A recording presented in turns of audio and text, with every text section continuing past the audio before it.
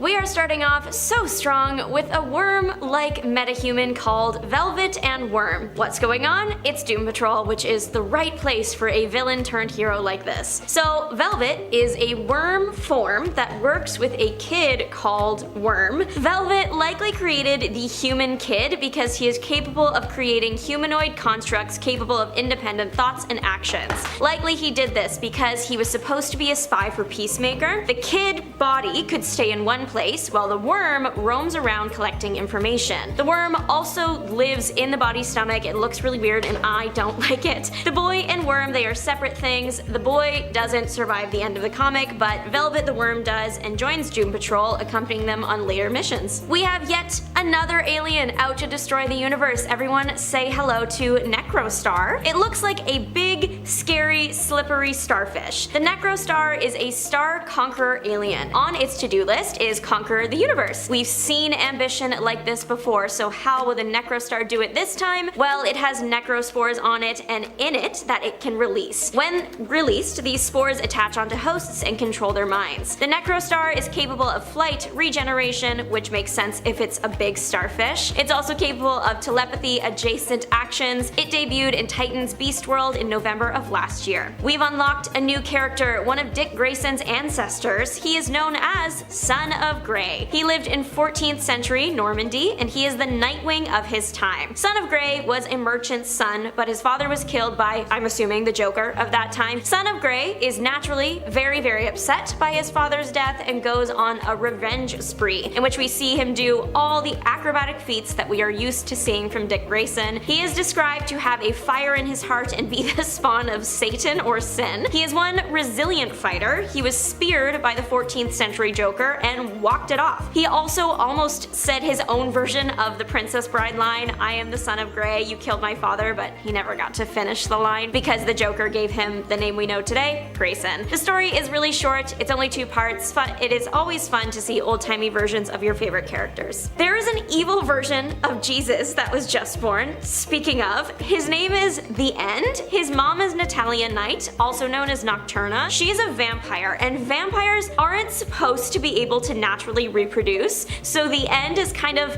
a big red flag, a big question mark, and it's a bit scary that he's here. His mom thinks he is the Dark Messiah and his destiny is to usher an era of horror and truth. I would love it if he didn't do that. Also, that seems like a lot to ask of this little kid. At least wait until his terrible twos. The End made his debut in May's Outsiders 5. So now we have Evil Jesus, and sticking with the Christmas theme, Evil Santa also made his debut recently. DC's Krampus truly would scare anybody. He looks like absolutely terrifying. He made his debut when Batman Santa Claus Silent Night came out on December 5th of last year. The comic is basically Santa and Krampus. They were once friends and then Krampus was locked away. Now he's back and terrorizing the city, out to ruin Christmas to get revenge on Santa. Him and Krampus were like a good cop, bad cop duo. Krampus is clearly an extremely high-level threat now because everybody comes out to lend a hand to trap him. It is like the Christmas party of the decade, and I do hope they did a Secret Santa considering they were all together for the holidays. Krampus considers himself a god beast, which does make sense as he's shown to have supernatural powers, likely developed from his time in the Nightmare realms. I tried looking for other Krampuses that could exist in DC history and found nothing,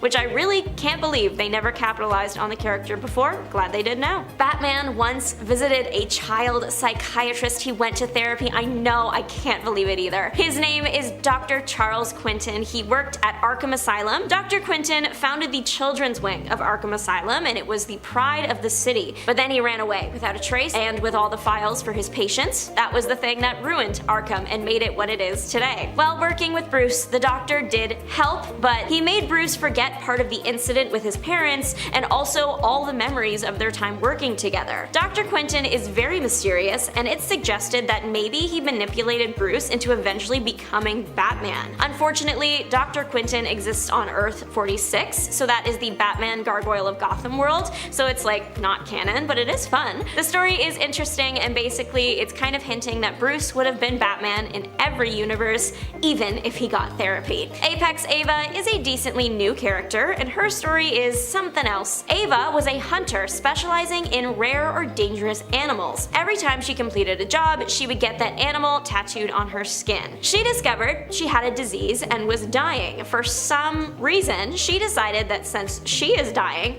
other people should go down with her. She switched to hunting people. Thankfully, she got caught and put in Arkham Tower. First day of Beast World rolls around and a spore comes into her cell. She has nothing to lose. She has a few days left to live, so why not eat the weird thing? The spore ends up curing her disease and turning her green and giving her animal-based powers. She decides to become the Wicked Witch of the West and gather up all the other beast people and create an underground fighting ring. Nightwing and Superman end up capturing Ava and stopping her messed up fighting ring, but before she can be held accountable, she escapes by turning into a bird, so she is still out there and likely still causing trouble. I personally am obsessed with Elizabeth Marston Prince. If you haven't heard of her, she is from the Wonder Woman Trinity universe, and she is Wonder Woman's daughter. Elizabeth grew up alongside fellow super kids Damian Wayne and John Kent. She was a bit younger, so they would often babysit her. There were a few times the trio went on missions together as kids, one time defeating Killer Croc, the other time they just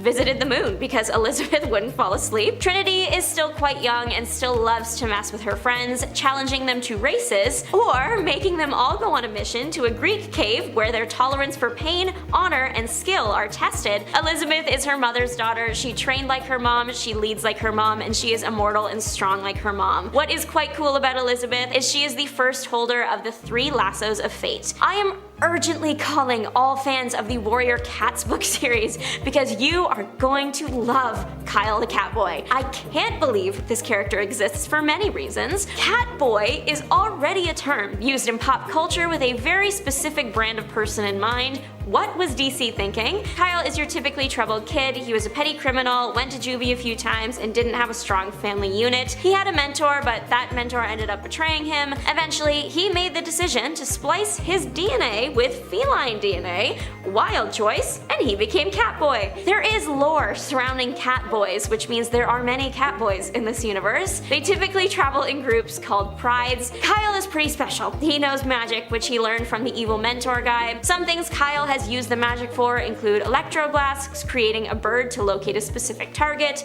controlling fire, he can make someone take an impromptu catnap, and creates force fields. Batman enlists his help for dealing with a problem, and like most times Batman is around an orphan troubled kid, he becomes a positive, almost father figure in his life and transforms the little outlaw into a little hero. Kyle ends up becoming a vigilante just like Batman. Truly, I can't believe what I'm about to share with y'all. The Childminder's story is out of this world. The Childminder is the name of the character. She is a bit older than some of the other characters, at almost 1.5 years old, but her story makes up for it. Important to note about the character, she is a time scavenger and she's kinda like me, cares a whole lot about the kid heroes who disappeared without a trace. Flashpoint caused a lot of problems, a lot of timeline changes, and caused 13 Golden Age sidekicks to disappear. They were taken out of history and placed in stasis pods. Unfortunately, their place of freeze was attacked and they were released back into the timeline before it was ready for them. These sidekicks were just kind of floating through history, so Childminder tracked them all down and took them to,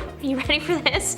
Orphan Island, if the boot fits. Time is not a thing there, so the sidekicks would be safe there until further notice. Childminder is a bad person, but everything she is doing sounds good, right? Well, this half chicken, half old woman clown also kidnapped sidekicks that weren't erased from history, like for example, Wing. Childminder says she cares about the kids, but then this guy named Hourman shows up and he says he will return her to her youth in exchange for the kids, and she says yes, so how much does she really care about them? But then a fight breaks out, and then a time storm breaks out. Childminder is hit with energy and de-ages to the point where she is an egg again. At some point, she claims to be the inspiration for the children's storybook character Mother Goose, as if her lore wasn't wild enough. First up, we have a pretty cool indigenous hero named Iraq Red Hand. He is from Earth 1, he's a demigod, and he was trapped in Europe. How did it happen? I'm so glad you asked. Iraq was the only survivor of the Kwatanaka people. He was found by some Vikings when he was in a canoe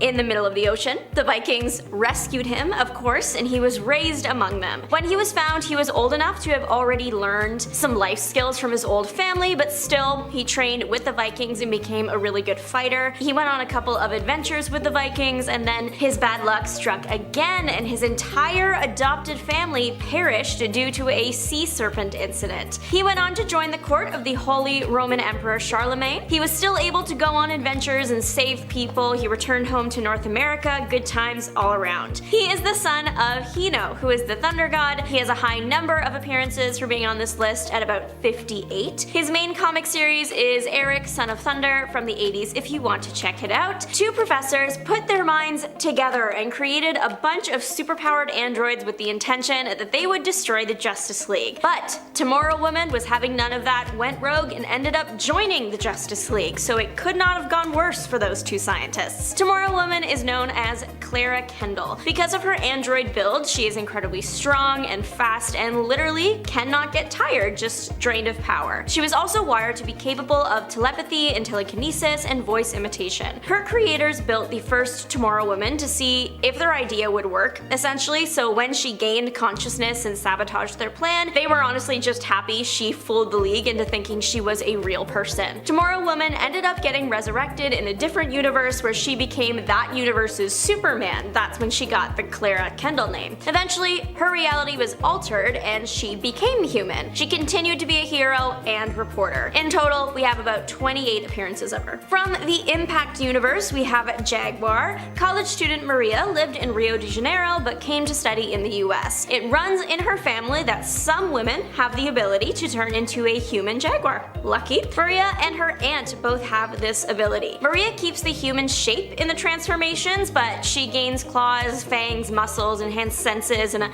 fancy outfit. Her costume is enchanted, so whenever she transforms, it will come find her instantly. It also rarely rips. Jaguar ended up joining the hero group, the Crusaders, and ended up dating fellow hero, the Fly. Impact Universe Maria has about 24 appearances total. We have another human-animal hybrid in the house. Neptune Perkins is a human dolphin with sodium deficiency. So there's a lot happening here. Neptune is obviously an aquatic superhero. He debuted in 1945 in Flash Comics 66, and I don't think he survived Infinite Crisis, RIP Perkins. He has ties to the All-Star Squadron and Young All-Stars. Later in his life, he became a different kind of hero when he joined the Democratic Party and the US Senate for Hawaii. Neptune, he had a problem growing up though. He was lacking salt. A doctor literally told his dad when he was a baby that in order to live, he would need to exist in a salt bath or, as his dad discovered, the ocean. So the family packed up and moved to a houseboat in the Pacific. This is when Neptune learned to swim really fast. He got into undersea exploration, which caused him to meet the All-Star Squadron. It was around that time of his life that he found the holy grail of outfits for him, a suit that would distribute salt water around his body so he wouldn't need to stay so close to salty water all the time. And in total, Neptune has about 50 appearances. The character of Madame Fatale is kind of incredible, a real Mrs. Doubtfire of the DC universe. She never got popular. Well, he never got popular. Madame Fatale is actually Richard Stanton, an actor. Richard's daughter was kidnapped, so Richard went after her. He needed a disguise though, so he went with the last costume he wore on stage, which happened to be an old lady fit. In the world of the comic, Richard was a famous female impersonator. It really worked to his advantage because, personally, I would never expect the old woman next to me to throw me across a room. Richards is a vigilante fighting for good, so he's kind of like Batman. The cross-dressing plotline is unexpected but not unwelcome. Madame Fatale is one of the only, or maybe even the only, cross-dressing hero. While Richard might not have fancy powers, he has the power of theater and acting on his side and disguise, clearly. Madame Fatale has made the successful transfer to the mainstream universe. Now, instead of searching for his daughter, he is looking for his son,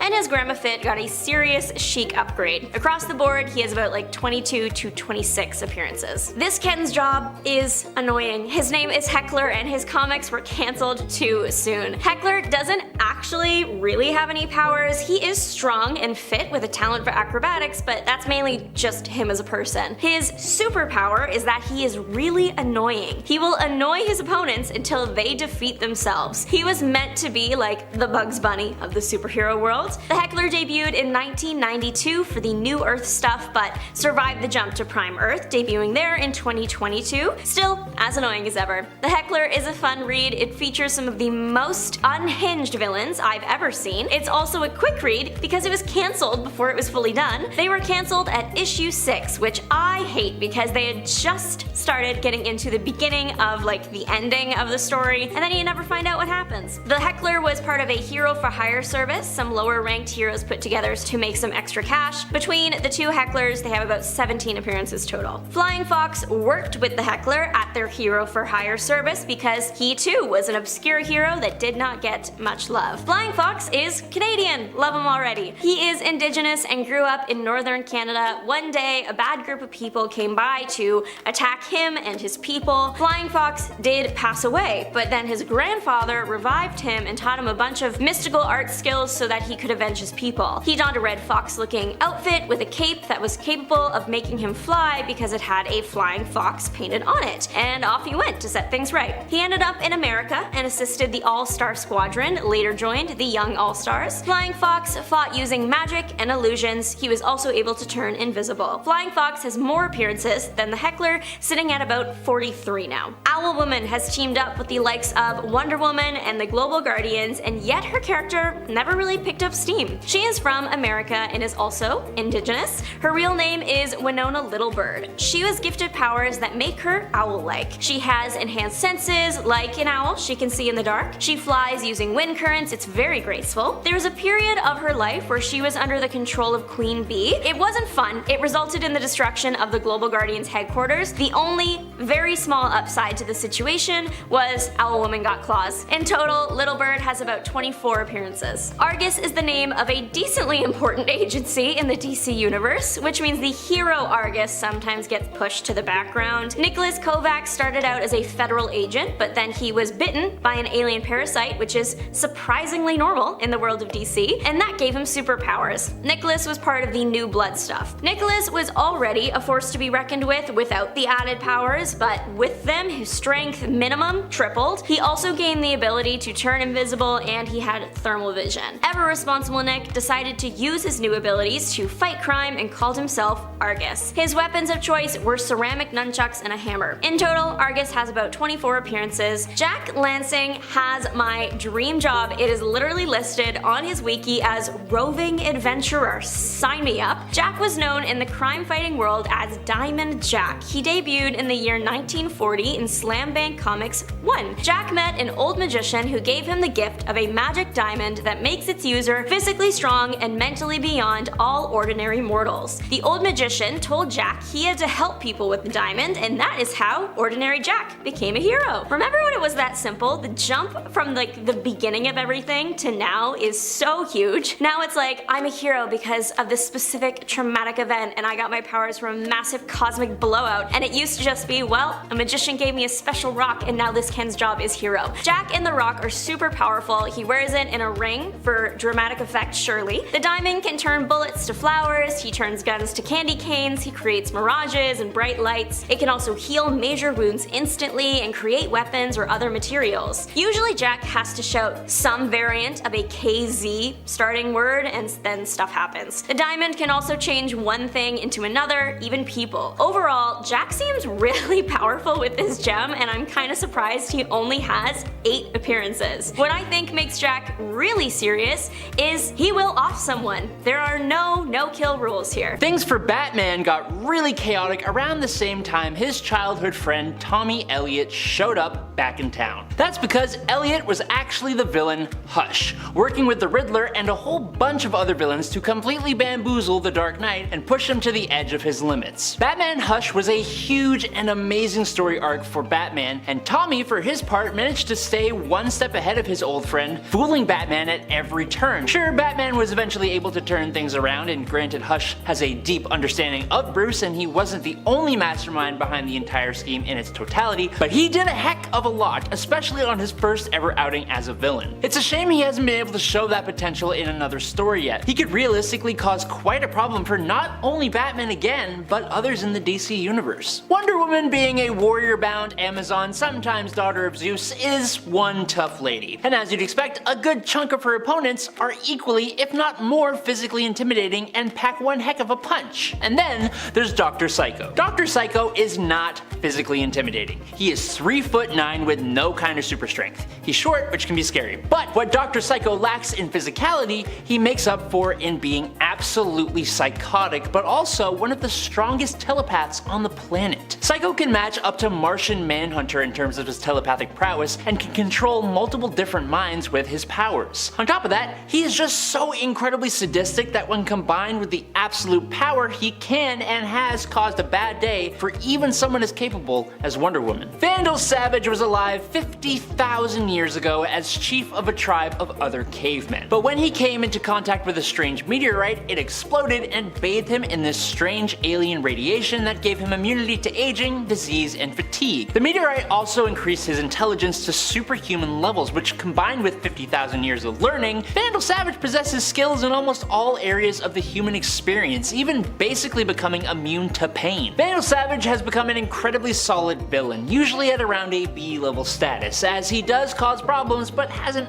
really had much of an impact. But I guess he only really needed a couple hundred more centuries, because in DC 1 million, set in the 853rd century, he teamed up with Solaris and stranded his time's Justice League in the past and the present's Justice League in his time, which very nearly almost meant the end for both teams. He didn't win, but most villains don't. That's not the point. Mark Richards isn't the first man to take on the title of Tattoo Man. Before him were Abel Tarrant and John Oakes, and their powers are all very similar. According to Mark, his tattoos are apparently made up of the literal sins of the people that he has sent to the grave. These tattoos can then peel off of his body by sheer force of will and come alive. His ink can do a lot of different things and has lots of ways to attack his enemies. Over the years, he has fought superheroes with tattoos of tigers, blam-blams, cars, ships, monsters, bears, fire, planes, and even dinosaurs. Tattooed Man has never really been considered a serious threat, despite the fact that he is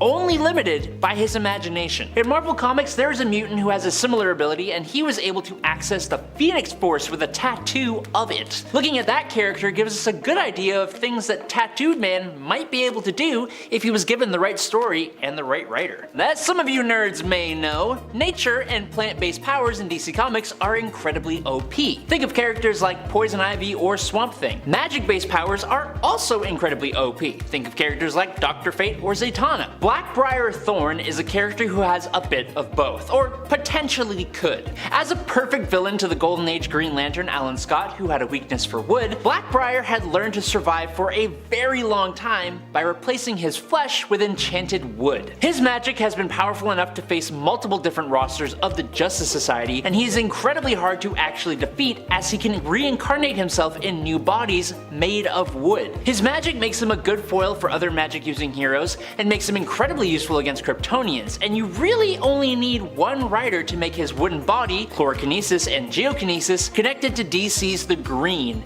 and boom, he is a villain who could cause absolutely massive problems for the entire world. Roger Hayden, also known as Psycho Pirate, is quite the capable guy. Hayden wears a faceplate called the Medusa Mask, which can control the emotions of anyone nearby, and he staunchly believed that this was his ticket to riches and power. When heroes or the police try to stop his crime sprees, Psycho Pirate just uses his mask to overwhelm his opponents with shame, guilt, or depression. He can also make a person develop a phobia of anything he wants them to be afraid of, like in his debut, he made Dr. Fate, one of the most powerful magic users in DC Comics, develop Cytophobia, aka the fear of food, and then he attacked Fate with a pizza. That's amazing! Psycho Pirate has played a huge part in some of the biggest DC comics ever, including Crisis on Infinite Earths and Infinite Crisis. If you needed more proof, Amanda Waller, the head of the Task Force X program, aka the Suicide Squad, has claimed that Psycho Pirate is one of the scariest beings in the universe, calling him a man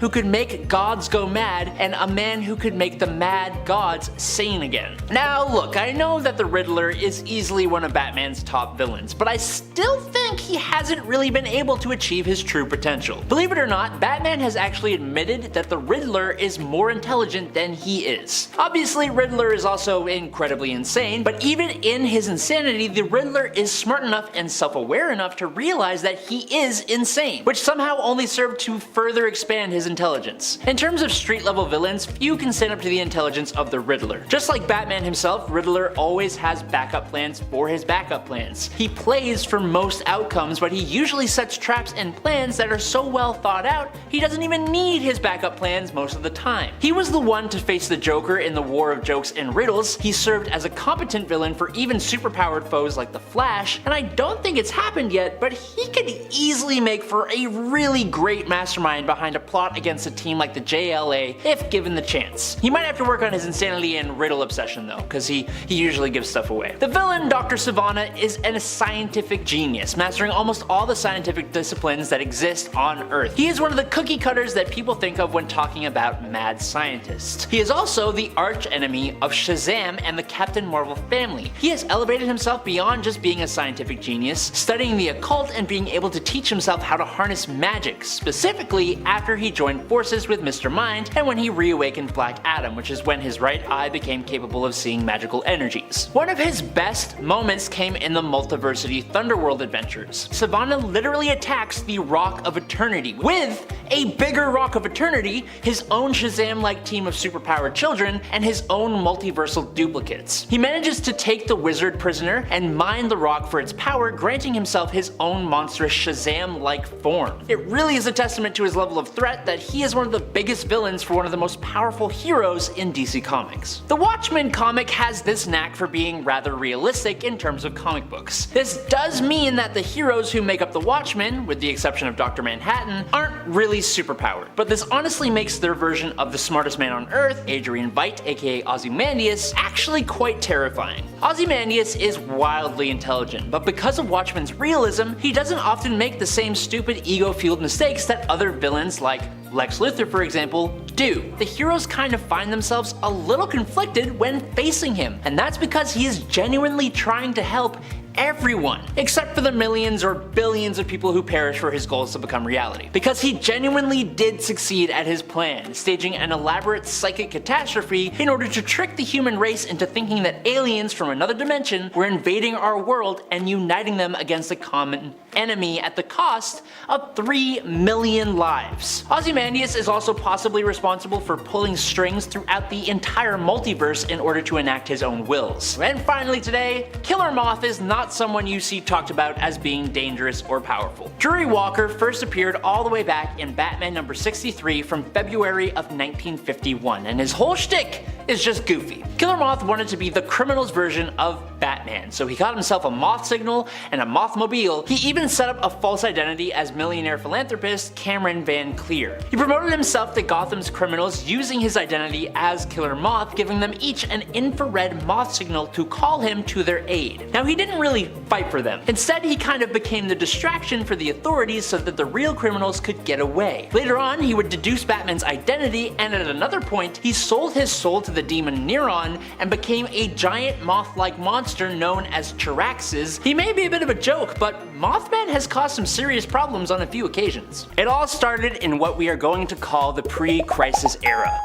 This era basically encompasses all of the original DC stories, beginning in 1938 with Action Comics #1, which gave us the Man of Steel, the world's first real superhero. This marked the official start of what's known as the Golden Age of Comics. For DC Comics, this age gave us Detective Comics #27 in May of 1939, which gave us Batman, All-Star Comics #3 in 1940, which gave us the Justice Society of America for the very first time with the Flash, Green Lantern, and Hawkman, and we got All-Star Comics #8 in 1941 that gave us Wonder Woman. This era flowed on into the Silver Age of Comics with 1956's Showcase #4, which introduced us to Barry Allen, a different version of the Flash, and 1960 giving us the Justice League of America for the first time. Now, I like to think this is where things start to get just a wee bit more confusing. You've now got classic Flash from the Golden Age and Barry Allen Flash from the Silver Age, and these two come face to face in The Flash #123 in 1961,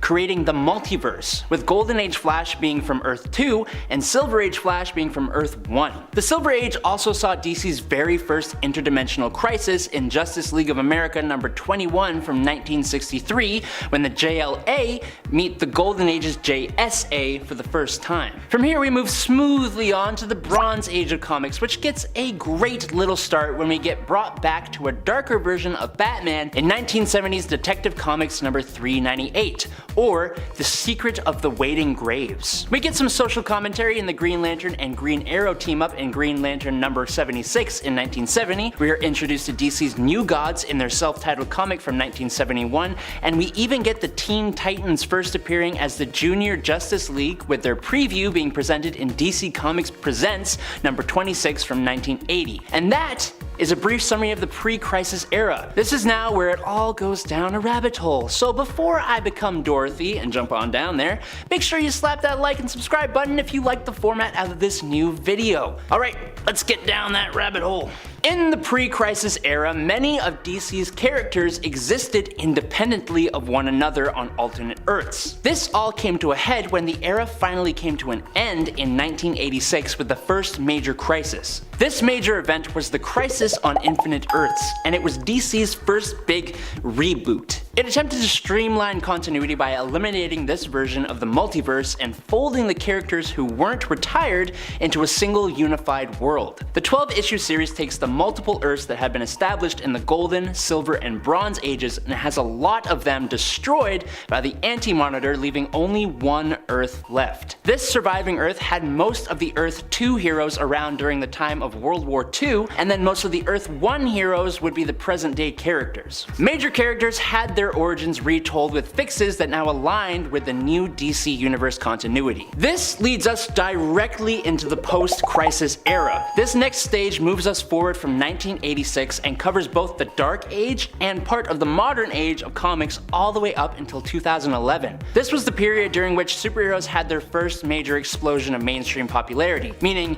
that this post-crisis DC Universe became the main influence on cross-media adaptations that began to emerge, which by extension helped to cement this period as the most definitive version of the DCU in the minds of many people. This era began starting during the Dark Age of comics, when we got really great stories like Batman the Dark Knight in 1968 and Watchmen in September of the same year that introduced us to another separate universe, meaning we're back into a multiverse again. 1986 also gave us Legends number 1, where Darkseid attacks, prompting a new Justice League to form that would fight alongside the newly formed Suicide Squad. This is also the era that gave us the death of Superman in January of 1993. Now, I mentioned cross-media versions of DC stories, and DC Comics would show us that characters from shows like Batman the Animated Series could move into the DC Universe, with Harley Quinn making her arrival in the pages of comics in 1993. A year later, 1994 gave us Zero Hour, which would clean up some standing continuity issues with a story of a power-crazed Hal Jordan trying to remake the world in his image. The next age would be the previously mentioned modern age, which, I'm gonna be honest, just begins to kind of make things more confusing yet again, with a few more semi-minor crises and events. For example, we get Infinite Crisis in 2005, where some characters who lost their realities in Crisis on Infinite Earths come back to the DC Universe, with Superboy Prime and Alexander Luthor from Earth 3 trying to get their Earths back, creating a new crisis and the Earth referred to as New Earth, which is very confusing. A year after this, in May of 2006, we get the 52-issue maxi series called 52, which sets up a new standard for the way the multiverse is going to be set up in the DC multiverse going forward. In this story, Mr. Mind alters some worlds while also creating the new multiverse made up of 52 different Earths. 2 years later, in 2008, we got Final Crisis, which isn't actually technically the final crisis in DC Comics, like not the final last one. Basically, this is the story where Darkseid conquers the Earth and kills / time displaces Batman. And a year after that, we got the Blackest Night story, where the villain Necron brings undead superheroes and villains into the Black Lanterns, resulting eventually in the Brightest Day story that sees a bunch of characters rebirthed. Midway through the modern age in 2011, the new 52 era began with the event named Flashpoint. In Flashpoint, Barry Allen Flash, who sacrificed himself in Crisis on Infinite Earths and reappeared through the Speed Force leading up to this event, wakes up in a reality that is not his own, the Flashpoint reality. and he has to use the Speed Force to change reality back to normal. When he eventually does this though, he actually creates Earth Zero, which is a lot like New Earth but also very different. This event brought the launch of 52 new titles, known funnily enough as the New 52. This was a near full reboot of the post-crisis DCU, complete with new origins for many of its major characters and teams, with Action Comics and Detective Comics starting back at issue number 1 with retold origins. The only two major exceptions to the new origins were Batman, whose history actually kind of carried on since the 40s with a few revisions, and Green Lantern. This New 52 modern age is technically the continuity that we're still in, except the unpopularity of a lot of the changes made with the New 52, the fans wanting to return to parts of prior continuities, and the confusingness of the reboot itself resulted in a number of elements of post-crisis continuity slowly seeping back into canon, with stories like Forever Evil in 2013, Convergence in June 2015, and DCU in August 2015. Now all of this came to a head after the events of Darkseid War in 2016's DC Rebirth, a soft reboot which began the process of formally reintroducing elements of post-crisis continuity back into the mainstream DC universe. The most notable of these was the post-crisis Superman, with Action Comics returning to the pre-New 52 numbering scheme, with the character being reintroduced and then merged with the New 52 Superman, who was no longer alive at this point, to take back his place within the main DC universe. It resulted in a hybrid continuity, which was still a continuation of the New 52, but also made it really confusing to know what the heck was and was not continuity. This post-DC Rebirth became the Prime Age era, that included stories like the awesome Dark Knight's Metal in 2017 and 2018, that introduced the Dark Multiverse, a flip-side infinite multiverse of all the bad things that can happen in the regular multiverse, Doomsday Clock in 2018 to 2020, which basically shows that Dr. Manhattan of the Watchmen has altered the DC timeline, editing key moments and characters out of reality in DC Rebirth, and it ultimately climaxed in 2020's Death Metal event, which officially got rid of the idea of separate continuities within DC, announcing that, pretty much, everything counts. So now, technically, everything is part of the same continuity, meaning the writers and the readers both get to decide for themselves what matters to them. Yes, you're right, that is confusing, and also frustratingly inconsistent.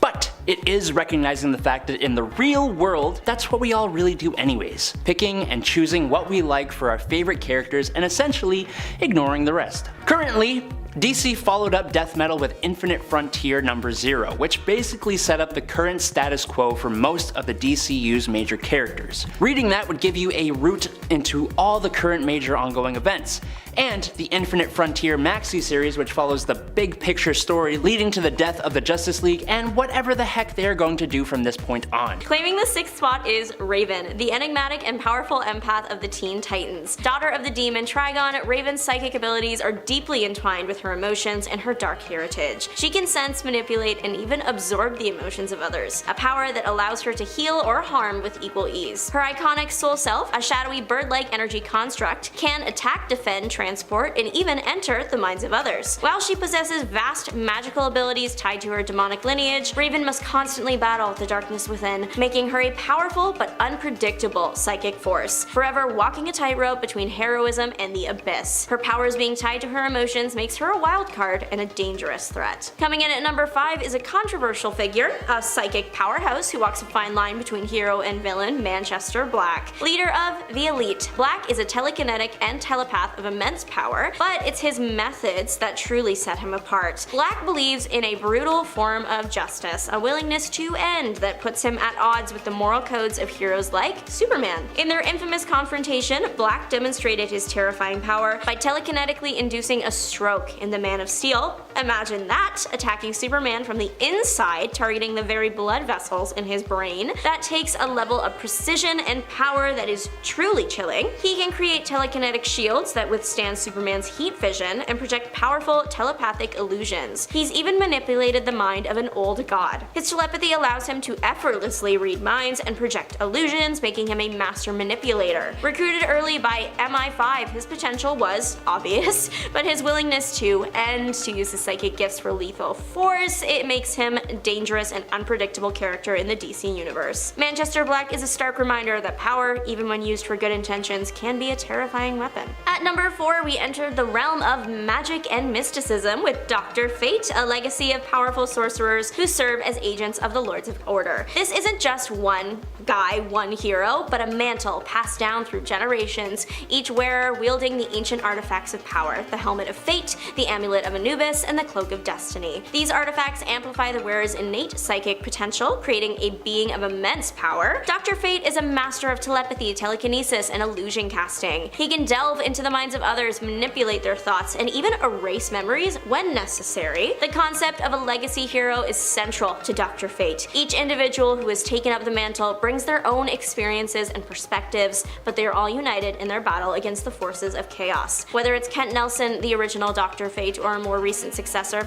power remains. The combined might of innate psychic ability and ancient magic makes Dr. Fate a force to be reckoned with, a psychic sentinel standing guard against the darkness. Our number 3 spot belongs to a hero who proves that appearances can be deceiving, Miss Martian, the seemingly sweet and innocent member of the Teen Titans and Young Justice. But beneath that friendly exterior lies a white Martian, a being of immense psionic power. M'gann, as she is known on her home planet, possesses a staggering array of abilities that make her a true psychic powerhouse. She is a skilled telepath, able to communicate with others through thoughts, delve into their minds, and even control their actions. Her mastery of telepathic illusions is particularly impressive, allowing her to create incredibly realistic and deceptive mental projections. She can also manipulate the emotions of others, either calming them down or amplifying their feelings. But her powers, they don't stop there. Miss Martian is a powerful telekinetic, able to fly, move objects with her mind, and generate powerful force fields. And perhaps her most unique ability is density shifting. She can become intangible, invisible, and even alter her shape at will. This allows her to infiltrate secure locations, evade attacks, and adapt to pretty much any combat situation. Miss Martian is a living weapon, a testament to the diverse and formidable psychic potential found within the DC universe. She represents both the great power and the inherent duality of the Martian race, a constant reminder that even the most gentle soul can possess incredible strength. Taking the runner-up position is a being often considered the heart and soul of the Justice League, the last survivor of a lost civilization,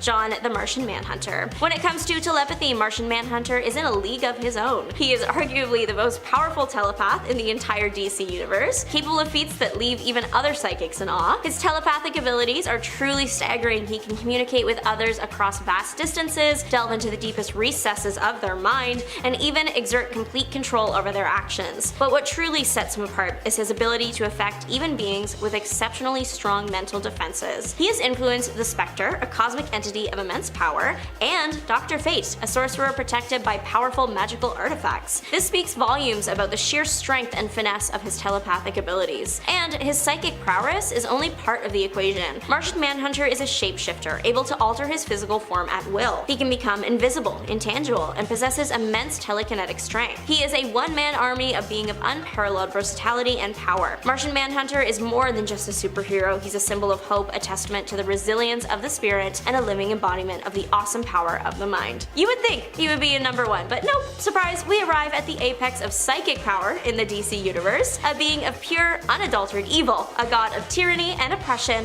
Darkseid. While often recognized for his physical might and devastating Omega beams, Darkseid also possesses psychic abilities that are as terrifying as they are powerful, further enhanced by his relentless pursuit of the anti-life equation. Darkseid's telepathy is a force to be reckoned with. He can effortlessly control the minds of others, even those with exceptional willpower. His telepathic reach extends across vast distances, allowing him to dominate entire populations. He can manipulate emotions, feeding on despair and fear to augment his own power. This is not just mind control, it's a complete subjugation of the will. He can sense the emotions of beings across entire planets. He is a psychic predator, a cosmic tyrant who seeks to control all of reality. The anti-life equation, a mathematical formula that proves the futility of existence, is the ultimate expression of his desire for control and amplifies his powers to an unimaginable degree. In his quest for this equation, he seeks not only to rule the universe, but to rewrite reality itself, turning all sentient beings into extensions of his own will. Darkseid is not just a powerful psychic, he is a force of nature, a cosmic horror that represents the ultimate threat to freedom and individuality in the DC universe. He is the ultimate evil, a being whose psychic abilities are just one facet of his terrifying power. Coming in at number 10 is Injustice. Some of the best Superman stories have to deal with the Man of Steel going to the Darkseid. Ultraman, Superboy Prime, Superman Red Sun, all fantastic takes on the character, but, and this is an arguable point, the darkest and most shocking of these is Injustice. Sure, Injustice is based off the Mortal Kombat-like video game, but it's just dark from the get-go. Thanks to the Joker, Superman is tricked into taking the life of both Lois Lane and their future. He then plunges his hand straight through the Joker's chest, just cementing the fact that he has gone overboard. But if that weren't enough, it's the way he dispatches the heroes who used to be his friends that will really get you. Burning Martian Manhunter alive and using his heat vision on Shazam's eyeballs are just two of the worst ones for me. Number 9. Frank Miller's work. Frank Miller wrote the groundbreaking comic The Dark Knight Returns in 1986, and it was truly something. While it was dark, it just offered up an amazing story and some crazy awesome scenes that people never knew they wanted. But it hurts a lot to say that its success unfortunately led to sequels. These sequels dropped in quality, both in storytelling and especially in art, but they ramped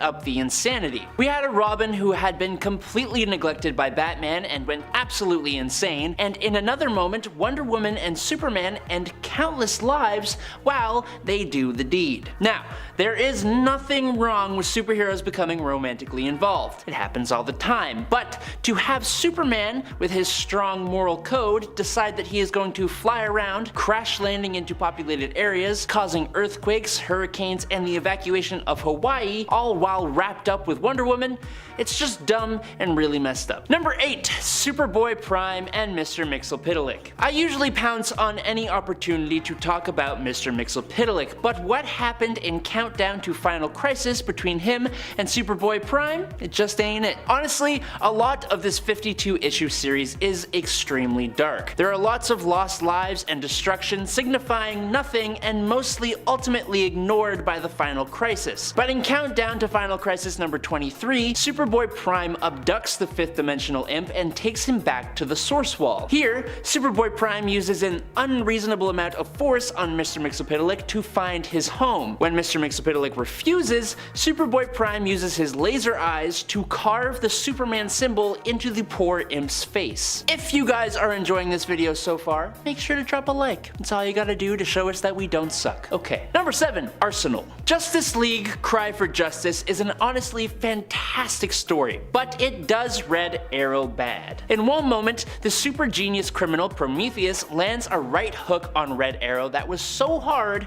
Arrow's right arm detached from his shoulder. This was bad enough, but Prometheus also orchestrated the events that led to the passing of Red Arrow's daughter, Leon. After these events, he became Arsenal, got a cybernetic arm, and also fell back into a substance problem that he had. One time, under the influence of the stuff, he thought he was protecting his daughter from 5 versions of the villain Prometheus, but in reality, he was just beating up some random people in an alleyway, and his daughter was actually a no longer alive stray cat. Batman showed up to beat some sense into Arsenal, but the damage was done to both Arsenal's psyche and readers' memories. Number 6. The Woman in the Refrigerator. Green Lantern stories aren't usually known for their darkness, but in Green Lantern Volume 3, number 54 from 1994, Kyle Rayner came home one day and found that his girlfriend, Alexandra DeWitt, had been extremely ruthlessly removed from life by the supervillain Major Force and then stuffed into their refrigerator. Kyle, sufficiently motivated by anger and regret, ended up stopping the bad guy, but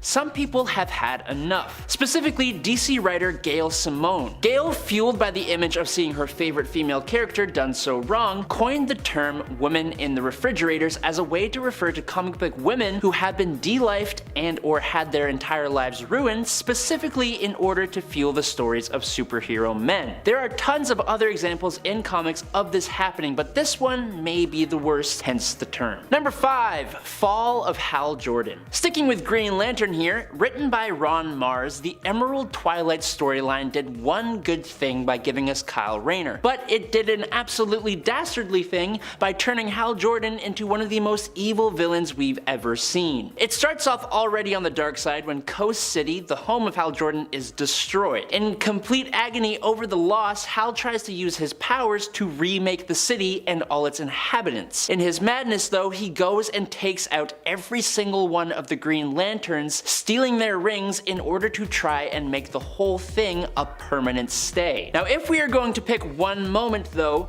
for me, the final fight with Sinestro is actually ingrained in my memory as being utterly horrible. There were no catchphrases, no jokes, no nothing, just a gritty whimper of a fight that ended with an incredibly harrowing snap. Number 4. Joker's face. In Detective Comics' Faces of Death and Batman Death of the Family, Joker had his face sliced off by the doll maker when he purposely got captured and sent to Arkham Asylum. Then he left it in his cell as a little gift for Batman and the police after he escaped. He would then go and steal it back and either staple it onto his head or strap it on as a mask, or sometimes he'd even take it off and play peekaboo with it. It's really messed up. Now the worst use of this would have to either be when he put the youngest Robin, Damian Wayne, with a bunch of dead birds and bugs and stuff and then terrified the Robin using his removed Joker face, or when he captured the entire Bat family and made them all think he had removed their faces as well. Absolutely terrifying. Number 3. The Killing Joke. The Killing Joke is one of DC's most groundbreaking Joker stories, but it is a Joker story, which means it is going to be messed up. In an effort to break Commissioner Gordon to prove his point that all it takes to make someone bad is one bad day, the Joker breaks loose from Arkham Asylum and attacks Barbara Gordon, the Commissioner's daughter, and who also happened to be Batgirl. The attack itself was incredibly visceral and it left Barbara paralyzed, but the worst part came later. When after kidnapping the Commissioner, Joker showed him pictures that he took of Barbara, scantily clad and implying a hell of a lot. While this book was incredible in a lot of ways, the writer, Alan Moore, says that this is one part he kind of regrets, and he places some of the blame on DC editorial, who encouraged and okayed him to go so far. Number 2.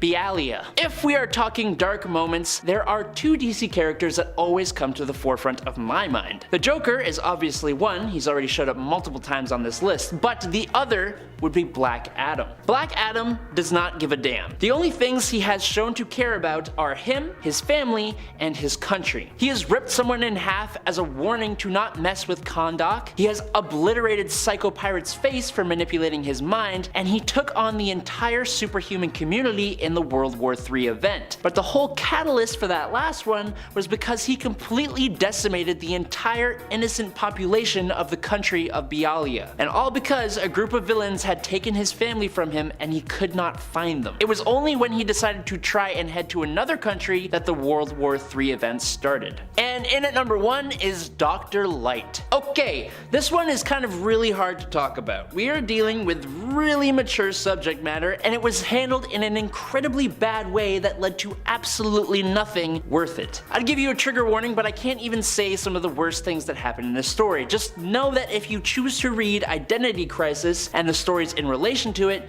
you've been warned. Sue Dibney is the wife of Ralph Dibney, the elongated man in DC Comics, and after her incredibly horrific passing, Dr. Light is accused of the crime. This is because it's revealed that Light had, to put it the only way I'm allowed to, attacked Sue in the past. The fact that he did this led the Justice League to okay Zatanna using her magic to give Light a mental lobotomy that wiped his mind and left him basically stupid. Batman discovered this and then they did the same thing to him so that Superman would not find out. The whole thing led to nothing and it was incredibly unnecessary. Alrighty Aphrodite, that's all the time I have for you. I've been Adam Andrews with Top 10 Nerds. Stay safe out there and peace out, you nerds.